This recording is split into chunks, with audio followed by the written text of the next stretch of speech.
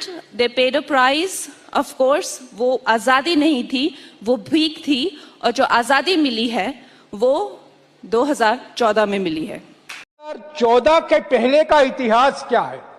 क्योंकि हमें बताया जाता है कि 2014 में ही सब शुरू हुआ है, खास तौर से परमाणु ऊर्जा का कार्यक्रम, स्पेस कार्यक्रम और साइंस एंड टेक्नोलॉजी से जो अलग अलग कार्यक्रम हैं, हमें ये ज्ञान दिया जाता है कि 2014 के पहले कोई फाउंडेशन नहीं था और 2014 के बाद एक नई क्रांति आई है।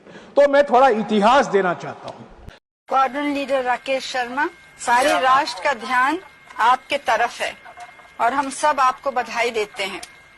यह एक ऐतिहासिक कदम है। मेरी आशा है कि इससे हमारा देश अंतरिक्ष के प्रति जागरूक होगा और साथ ही हमारे युवकों को साहसिक कार्य करने की प्रेरणा मिलेगी।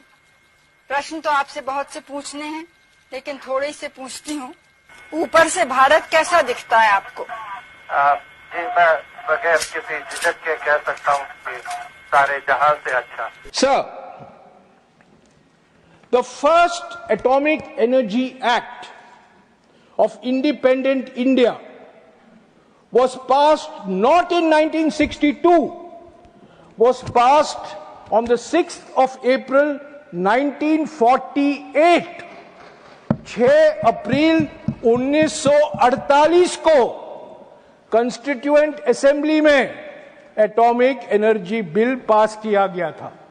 बहस हुई थी, जवाहरलाल नेहरू ने इस मोशन को मूव किया था और 30 या 40 सदस्यों ने इस बहस में भाग ली और 1948 में अगस्त के 6 तारीख को पहला, आता हूं मंत्री जी, मैंने आपको सुना है, आप बैठ जाइए, कृपया बैठ जाइए।